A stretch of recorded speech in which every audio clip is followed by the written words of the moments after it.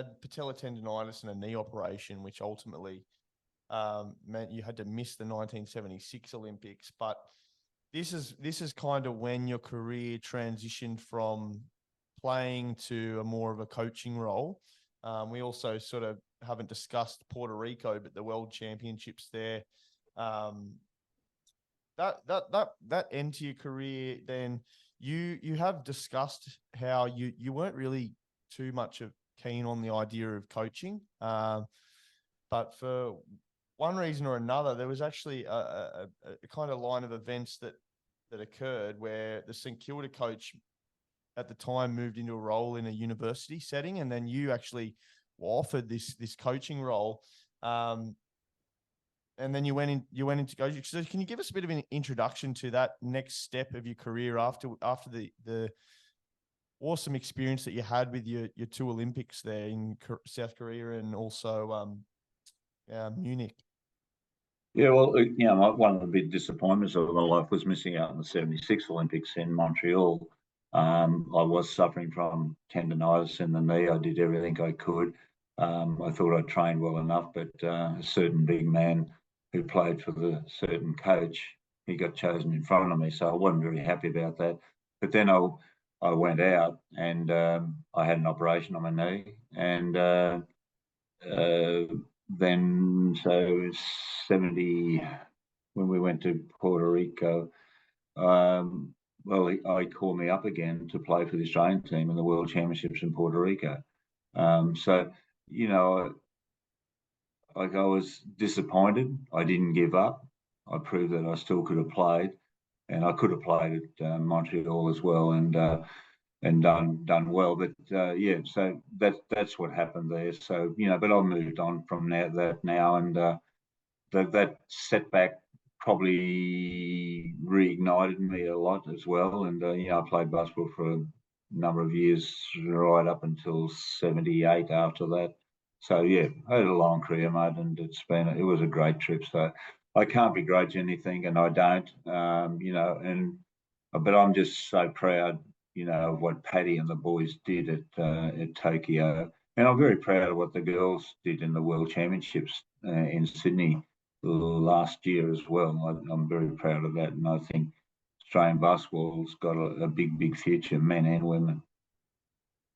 Yeah, definitely, and a lot of that is due to you. You don't just become an NBL Hall of Famer for no reason. You've had a really extensive contribution to the game, and you won your first when the NBL, at the inception of the NBL, you actually won the first two titles in 79 and 1980 as well as coach. And this really was the start of a new kind of era for you as a coach, where you won those two titles there, and you didn't, like, the first couple of years there, you weren't expected to do any good, were you? No one really gave you a chance, but you proved a lot of people wrong.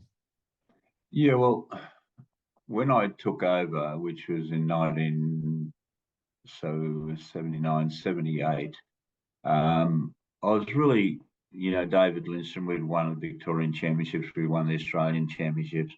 I was on if I didn't win it, people criticised me. And if I had have won it, then they'd say, oh, well, you should have won it. You had the best team, sort of thing. Okay, we lost it, and things like that. We made a few changes, and then the NBL formed, and it was absolutely, great to play at the Albert Park Stadium in front of a packed house against Canberra. And this is, the Olympics are probably the most, one of the most greatest things that ever happened to me. But winning those first two titles in Melbourne and Launceston, it meant so much to me, to be honest with you, and to win the first two. And in the first year that the NBL 79, I'm the only coach that has ever coached an all-Australian team. No Americans, no American coaches, no American players. It was just Aussie boys and men. And now, sometimes it's hard to spot Australian players in teams. They've got so many imports and so many this and that sort of thing. We've got the players here. Let them play. Give them the chance. The way we're doing all this work for these players that are going back overseas, where they come from and things, that we're giving them an opportunity to play. So that was, a big bonus for me. And then in 1981, we finished 2 or 3 games clear of everybody. The club had decided they wanted to go to Brazil. We asked an old mate used to coach me in the first World Championships from up your way, Dr. Rasky. Yep. Him and the board decided, no, we're not changing it 1 week for them so they can play in the grand final. So that was a bitter pill to swallow. But like I said, I've moved on from that as well. So, and then, when I come back to Brisbane, then, I start all over again and prove people wrong once more. And, dedicated the first game to Vince Hickey and the second one to my dad. So those sort of things, those titles and all that, I haven't even got any trophies for those titles I won, to be honest with you. I don't know. People have taken them or something. I lent them to some people. I never saw them back again. But, I've got the memories, and I guess I'll take them with me. There was actually a time in your career where I think it was you went to Adelaide with the Brisbane Bullets in 1985, and I think you lost a game there that you weren't expected to lose, and you only won this little small trophy, and you walked back into the change room and you had a bit of an explosion. You smashed on the ground and you gave a bit of a talk to the team about standards, and they bounced back and ended up winning the tournament that year. Can you tell us a little bit about the difference between, being a coach versus being a player? I think you're quite vocal about the fact that when you're a coach, you can't be out there on the field and make, those changes within the game, but you really got to understand how to communicate and work with the players to get the best out of them. Yeah, it's frustrating. That was in Alice Springs. Oh, okay. Yep. And, we played an exhibition game up there against I'm not quite sure who the South Australian team was, but anyway, we got beaten by a few points sort of thing. And yeah, we got a trophy that was about this big, and I just said to the guys after the game, okay, it's an exhibition game, but every game I wanted to win. And I said to them, I said, guys, if we play like we did today, this is what we'll be holding at the end of this year. And that was 1985. That would have been my first year, the second year. So I said, that's what we'll be holding. I said, if that's what you want, fine, play like you did today.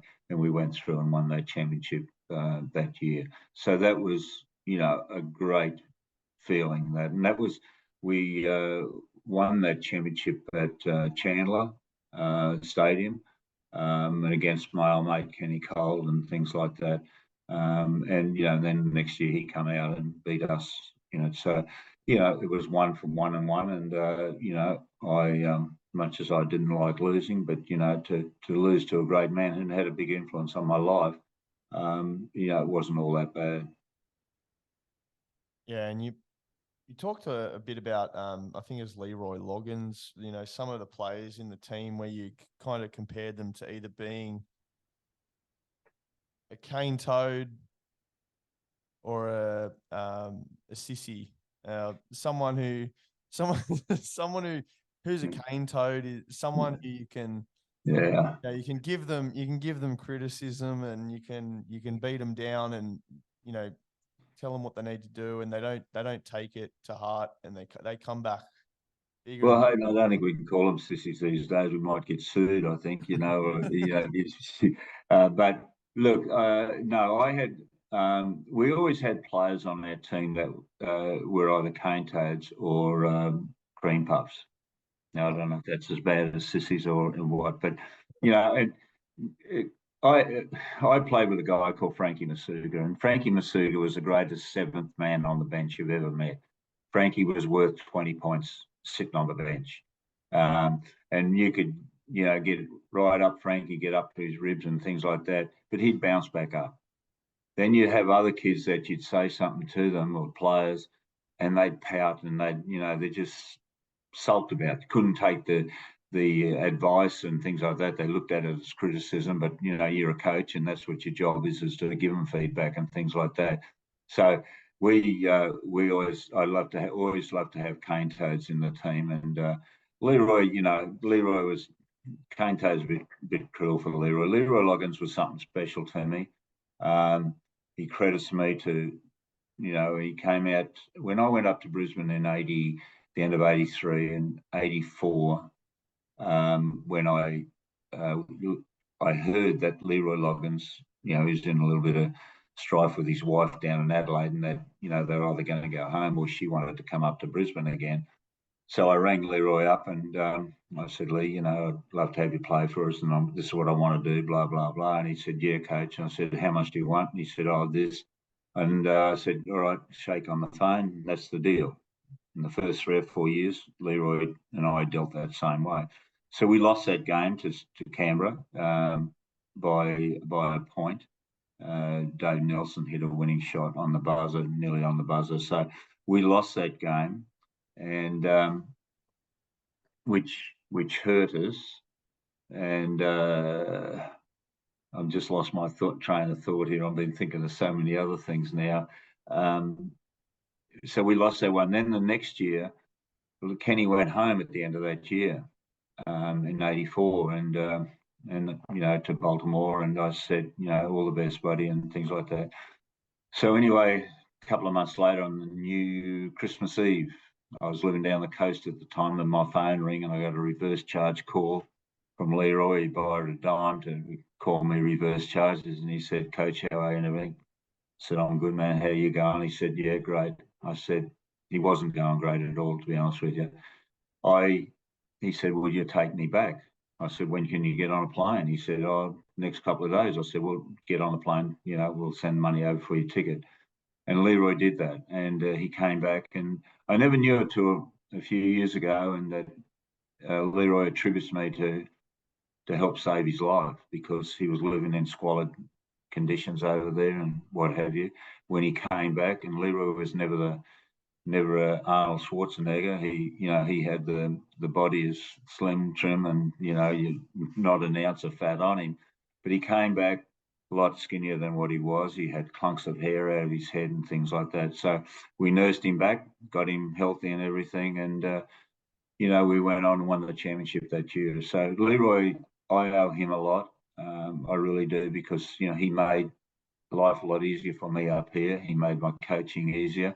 We never had a fallout over our coaching, except probably in the last year when Lee was getting towards the end, and I suggested that he needed to come off the bench, and that was hard for a champion to take. But we still talk to this day and what have you. And so yeah, there's a story there that not too many people know about, and Leroy has told people at sports luncheons that we do now and again. So there you go. Yeah, so that's what they're the sort of people you miss. But Leroy was special, and I had another special player when we won the second NBL title in 1980, and that was Rocky Smith. Two left-handed, two Afro-American lads, and two of the greatest shooters I think I've ever seen. And in this country, people talk about a lot of players now, but they didn't see those guys play, and they were winners as well. So Bryce Cotton's a very great player, and I got a lot of respect for him as well. So, but yeah, so that's how lucky I was to have people like that, and I just had a lucky gift to be able to recruit those type of players.